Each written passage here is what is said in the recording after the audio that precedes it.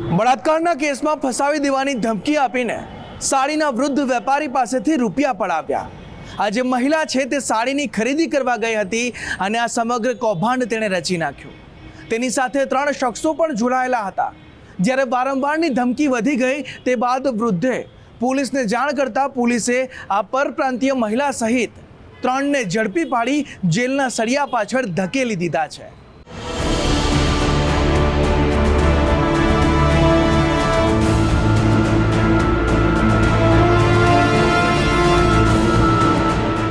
ગુજરાતમાં વિવિધ સ્થળોએથી હની ટ્રેપ ગેંગના કારનામા સામે આવતા જાય છે। ઉદ્યોગપતિ, જમીન દલાલ કે મોટા વેપારીઓના બીભત્સ વિડીયો ઉતારી બદનામ કરવાની બીકે લાખો રૂપિયા બચાવી પાડ્યાના બનાવ ચિંતાજનક હદે વધી ગયા છે। સૌરાષ્ટ્રમાં સાડી ઉદ્યોગ માટે જાણીતા જેતપુરમાં સાડીના વૃદ્ધ વેપારીને બ્લેકમેલ કરનારી ટોળકી ઝડપાઈ। જેતપુરની મતવા શેરીમાં આવેલી એક સાડીની દુકાને અજાણી મહિલા ખરીદી કરવા આવી। 2 સાડી ખરીદ્યા બાદ વેપારી અને મહિલાની વચ્ચે મોબાઈલ નંબરોની આપ-લે થઈ। સાડીના વેપારીને વધુ વેચાણ થશે તેવી આશા હતી, પરંતુ થોડા મહિના બાદ વેપારીને એક અજાણ્યા નંબર પરથી ફોન આવ્યો। સામે રહેલી મહિલાએ ખોટો આરોપ લગાવતા કહ્યું કે સાડી ખરીદતા સમયે તમે મારો હાથ પકડી લીધો હતો।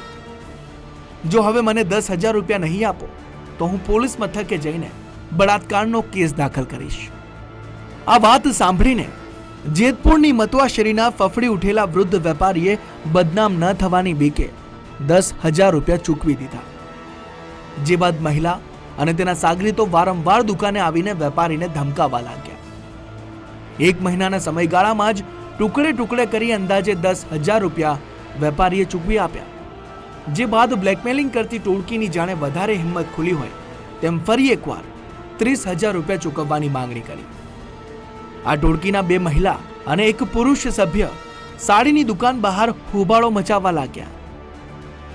જેતપુરનો જે મતવા શેરીનો વિસ્તાર છે તેમાં નાના નાના વેપારીઓ દુકાનો ધરાવે છે। તેમાં એક નાનો વેપારી જે કાપડનો ધંધો કરતા હોય તેમની ત્યાં 2 લેડીઝ અને 1 જેન્ટ્સ એને ત્યાં ગ્રાહક બનીને ગયેલા। ત્યારબાદ ગ્રાહક બની અને તેમના જે દુકાનદાર હતા તેનો મોબાઈલ નંબર લીધેલો અને થોડા દિવસ પછી એમને ફોન કરેલો કે તમે મને અમારો હાથ પકડેલો હતો અને મારી ઉપર જે બળાત્કારની કોશિશ કરેલી હતી તેવી અમે ફરિયાદ કરશું તો તમે અમને નાણાકીય સહાય કરો। એટલે આ વેપારીએ ડરમાં ને ડરમાં પહેલાં નાની મોટી સહાય કરી અને પછી તેમની માંગણી વધતી જતાં પોલીસ પાસે રજૂઆત કરતા પોલીસે આ બાબતે વિધિવત ગુનો દાખલ કરી। આ ટોળકીએ 60 વર્ષના વૃદ્ધ વેપારીને બળાત્કારના કેસમાં ફસાવવાની ધમકી આપીને પૈસા પડાવવાનું ષડયંત્ર રચ્યું, પરંતુ પરિવારજનો સાથે વાતચીત બાદ વેપારીએ પોલીસનો સંપર્ક સાધ્યો। જેતપુર પોલીસે દુકાન અને વિસ્તારમાં લાગેલા સીસીટીવી ફૂટેજના આધારે 3 આરોપીઓ નકળંગ આશ્રમ રોડ પરથી ઝડપી લીધા। આ ઝડપાયેલા આરોપીઓ પૈકી મૂળ ઓડિશાના મમતા રાજપૂત, રમાબા જાડેજા અને મહેબૂબ મકવાણાની ધરપકડ કરી આગળની તપાસ હાથ ધરી છે। મુખ્ય આરોપી મમતાસિંહ વાઇફ ઓફ પ્રદીપસિંહ રાજપૂત મૂળ ઓડિશાની છે અને એનો જે લવર તરીકે એની સાથે સપોર્ટ કરતો હતો એ મહેબૂબ અશરફભાઈ મકવાણા જેતપુરનો છે અને એની સાથે જે બીજી લેડી છે એ રમાબા વાઇફ ઓફ વિજયસિંહ જાડેજા જે પણ જેતપુર સામાકાંઠા વિસ્તારની છે। તેમણે ત્રણેય ભેગા થઈ અને આ જે વેપારી છે તેમને બ્લેકમેલ કરી અને તેમની પાસેથી પૈસા પડાવેલા હતા। આ બાબતે વિધિવત ગુનો દાખલ કરી અને ત્રણેયને ધોરણસર અટક કરવામાં આવેલ છે। પોલીસ ફરિયાદની ધમકી આપવામાં આવતી હતી વેપારીને કે અમે બળાત્કારની ફરિયાદ કરશું, છેડતીની ફરિયાદ કરશું। પહેલાં 3,000, પછી 7,000, પછી 10,000 એમ કુલ 20,000 રૂપિયા જેવી રકમ એમણે લઈ લીધેલી હતી ને હજી 30,000 વધારાના આપો એવી માંગણી કરતા વેપારીએ પોલીસમાં જાહેરાત કરતા આ બાબતે ફરિયાદ દાખલ કરવામાં આવેલી હતી। આ બ્લેકમેલિંગ કરનારી ટોળકી પાસેથી પોલીસે 4 મોબાઈલ ફોન, 1 બાઇક અને 11,000 રૂપિયાની રોકડ સહિતનો મુદ્દામાલ જપ્ત કર્યો છે।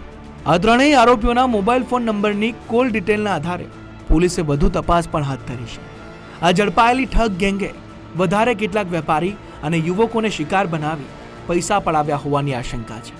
આ ટોળકીના વધુ કોઈ સાગરીતો છે કે કેમ તે અંગે પણ જેતપુર પોલીસે વિગતવાર તપાસ હાથ ધરી છે। હરેશ ભાલિયા, ગુજરાત ફર્સ્ટ, જેતપુર।